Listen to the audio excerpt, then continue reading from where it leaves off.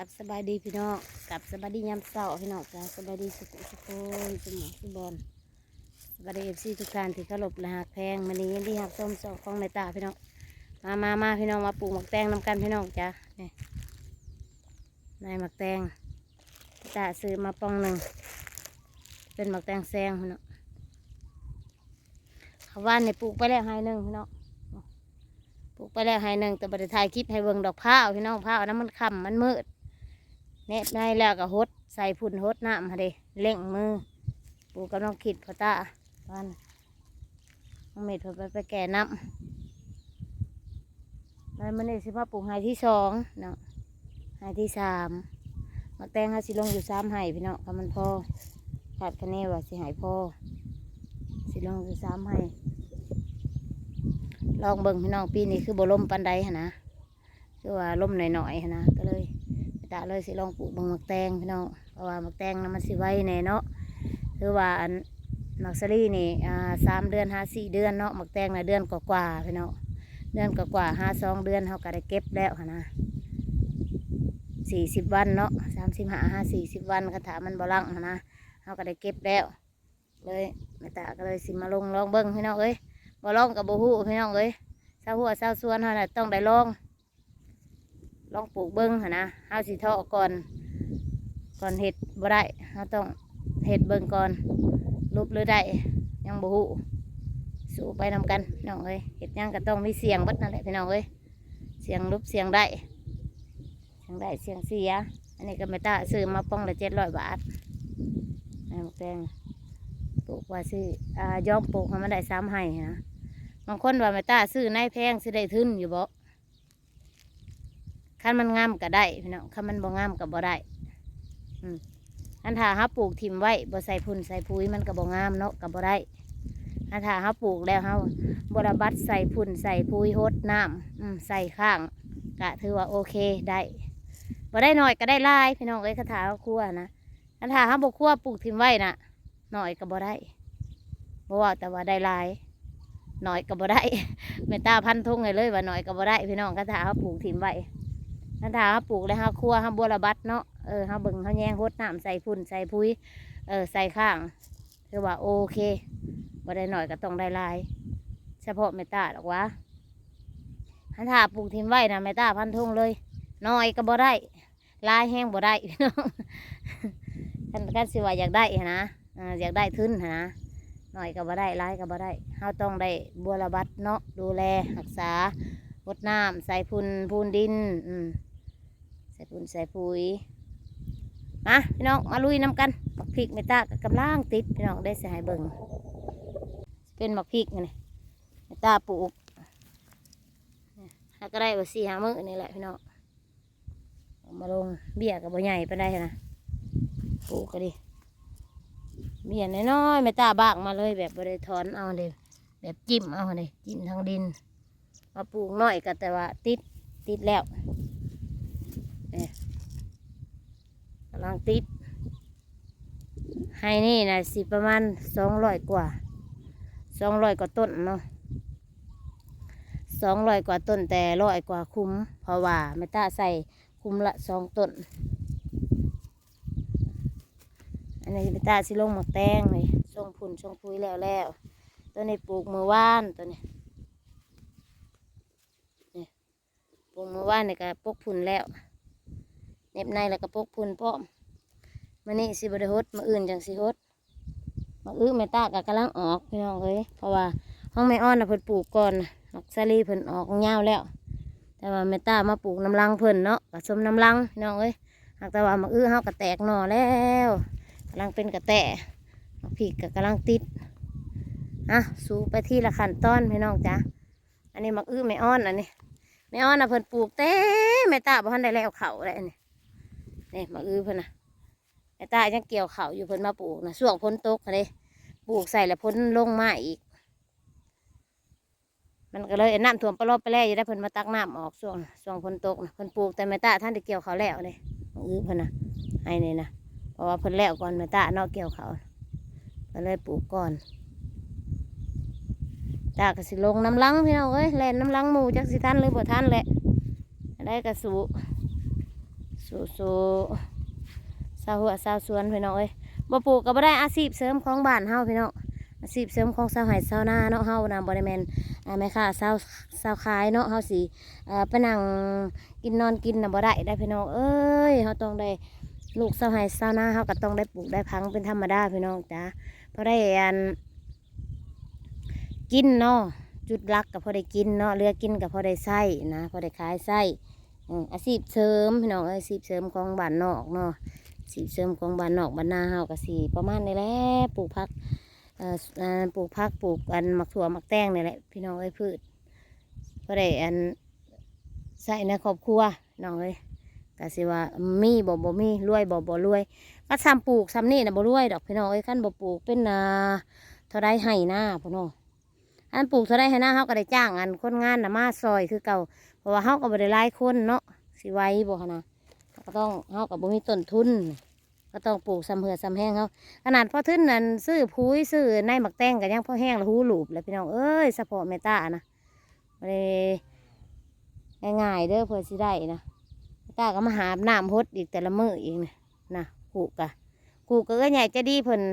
ซื้อให้พี่น้องเอ้ยน้ำทิพย์ซื้อให้ขู่ก็หาบ้ากใหญ่หนึ่งด้านซ้าวจันให้เมตตาก็มาหาน้ำฮดเพราะว่าเขายังไม่ได้ดูดใส่ได้เด้สำนี้ยังได้ฮดหาเอาน้องเอ้ยนี่แหละหาเงินบ้านเฮาเพื่อสิได้อยู่ได้กินเพื่อสิได้ใส่โอ้ยบ่ได้ง่ายๆเด้อพี่น้องเด้อแต่พอสนั่นเนาะผู้ได้ที่มีเงินมีค้ำมีผู้ให้นะโอ้ยพี่น้องเอ้ยหักษาเพิ่นไว้เด้อพี่น้องเด้อหักแพงเพิ่นเด้อเพิ่นให้เฮามาน่ะด้วยใจจริงเนาะเพิ่นหักแพงเฮาจังให้เฮามาน่ะลักษณะเฮาก็ต้องให้เกียรติเพิ่นแล้วก็หักแพงเพิ่นเด้อพี่น้องเงินน่ะมันเพิ่นก็บ่ได้มาง่ายๆดอกเพื่อเพิ่นสิมาแบ่งปันให้เฮานะเพิ่นก็ออกเหือเท่แห้งคือกันน่ะแล้วทุกข์ยากลำบากคือเฮานี่แหละหาเงินอยู่เมืองนอกก็บ่แม่นมันสิได้ง่ายๆเด้อพี่น้องเอ้ยก็สิได้ดอน1 2 ดอน5 ดอน 10 ดอนเพิ่นก็บ่ได้ง่ายเด้อเพิ่นก็ดีคือเฮานี่แหละเฮาก็เพื่อสิได้5,000 10,000นะ10,000 20,000นะเพื่อสิได้นี่ก็ปลูกจนว่าเท่าไรเดือนบ่ได้พี่น้องเอ้ยจังได้นะอาบน้ำจนบ่าแดงหมดแหละจังสิได้มีอยู่มีกินก็ได้เพราะฉะนั้นเราก็ต้องได้สู่ซนไปนำกันพี่น้องมาให้ว่างก็มาลงหมักแตงซอยแน่ในช่วงพุ่นช่วงพุ้ยแล้วถาแต่เน็บในแล้วก็พกพุ่นหดน้ำไว้ตอนนั้นมันนี่มาลุยผู้เดียวน้อยมาตาเพิ่นยังคาเวียกอยู่นี่แหละพี่น้องเอ้ยเวียกไฟเวียกมันแต่ละมือนะมาเม็ดเพิ่นก็ไปแก่น้ำสางบ่อมาไว้ใส่โอ่งไว้แบ่งเวียกกันลูกสาวคนน้อยก็ไปโรงเรียนแล้วน้องขีดก็ดีอันนี้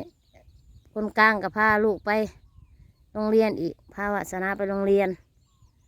วาสนาเฮาก็ต้องได้ลุยคนเดียวพี่น้องเอ้ยมื้อนี้ใครว่างก็มาซอยหน่อยเด้อพี่น้องแม่อ้อนก็มาฮดแบบมักสลี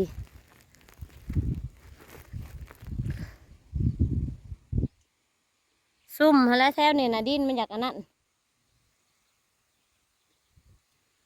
แล้วเจ้าก็ขุดให้นี่เลยเห็ดคู่หมักแตงยังก็อยากปลูก พี่น้องเอ้ยพี่จังก็อยากปลูกเห็นแต่แนวอยากปลูกอยากพังไม่อ่อนว่ะ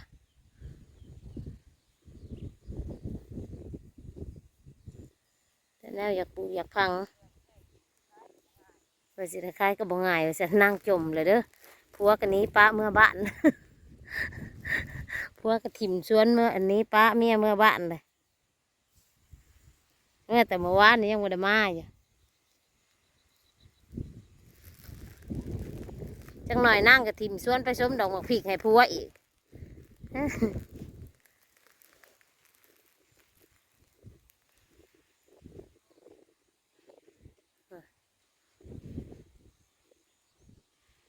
กำลังงามหมักสลีเพิ่นก็ได้แต่นายยังไม่ได้ปลูกหมักแตงก่อน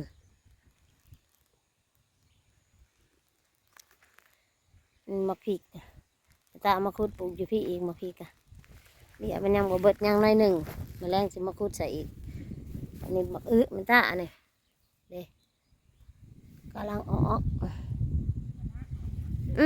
นานยังวะ 7-8 มื้อเลยได้นี่นะของข่อยนะแม่น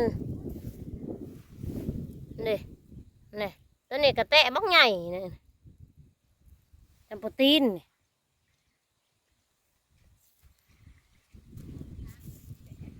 กำลังออกกำลังเป็นกระแตะพี่น้องเอ้ยหมักนี่ไม่ตากระปูให้หนึ่ง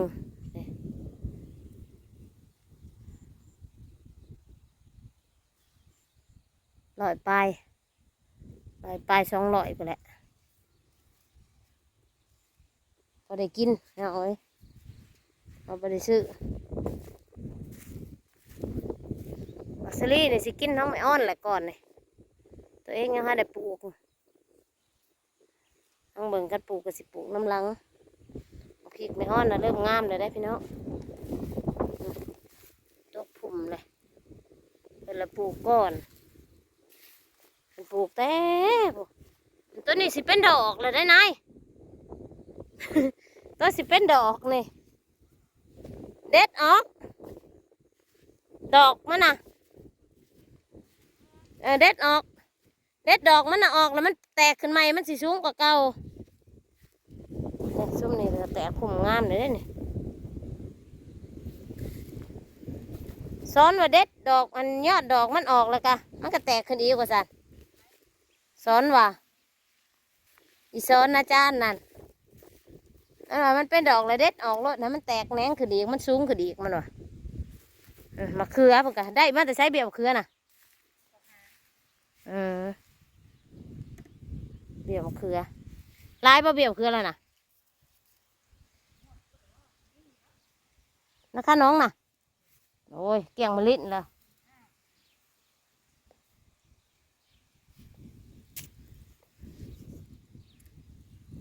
กันรถสวนตัวหดสวนพี่น้องเอ้ยปลูกแล้วกันแน่นี่แหละเพื่อสิได้กินน่ะง่ายๆ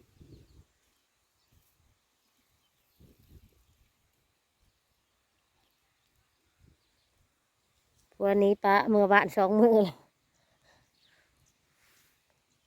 บัดที่นั่งสิเหตุขึ้นน่ะนั่งกับสินี้ปะไปส้มดอกหมากพริกปะอ่านสวนไหนผัวเธออีกบ้านกับแค่ไหนดอกมันใหญ่มันดูดใส่ได้น้ำแดกใส่เลยสิดูดใส่บ่ได้แต่หมากพริกแหละ